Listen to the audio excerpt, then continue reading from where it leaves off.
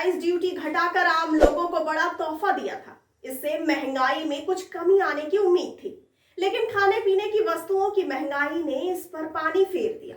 खाद्य उत्पाद महंगा होने से खुदरा मुद्रास्फीति नवंबर महीने में बढ़कर 4.91% पर पहुंच गई।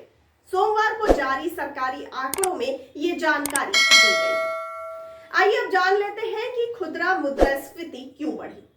खाद्य उत्पाद महंगा होने से खुदरा मुद्रास्फीति नवंबर महीने में मामूली बढ़कर 4.91% पर पहुंच गई। राष्ट्रीय सांख्यिकी कार्यालय अर्थात एनएसओ के आंकड़ों के अनुसार इस साल नवंबर महीने में खाद्य मुद्रास्फीति 1.87% रही, जो इससे पिछले महीने में 0.85% थी।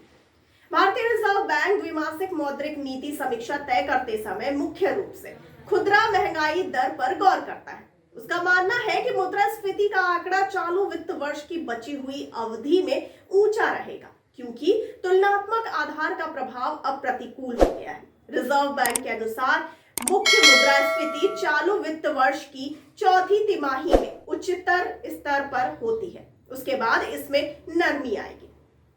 आइए इन सब में जान लेते हैं कि सीपीआई आधारित महंगाई क्या है।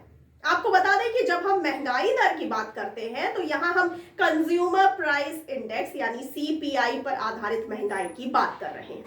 सीपीआई सामान और सेवाओं की खुदरा कीमतों में बदलाव को ट्रैक करती है, जिन्हें परिवार अपने रोजाना के इस्तेमाल के लिए खरीदते हैं।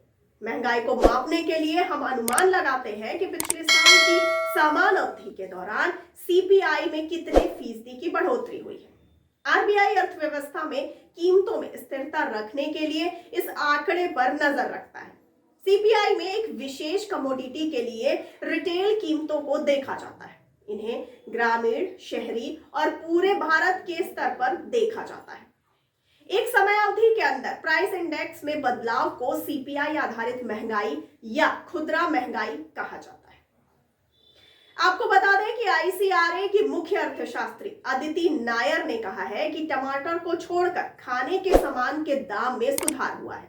इससे मुद्रास्फीति में नरमी आई है। उन्होंने कहा कि हमारे आकलन के अनुसार जब तक खुदरा महंगाई 2 से 6% के दायरे में रहती है, मॉनेटरी पॉलिसी कमेटी और आरबीआई आर्थिक वृद्धि को प्राथमिकता देंगे।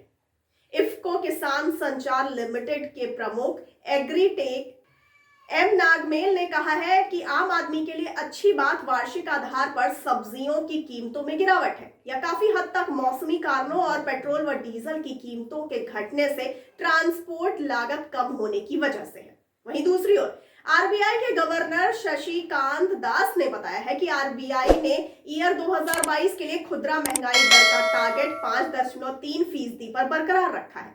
आरबीआई को लगता है कि महंगाई दर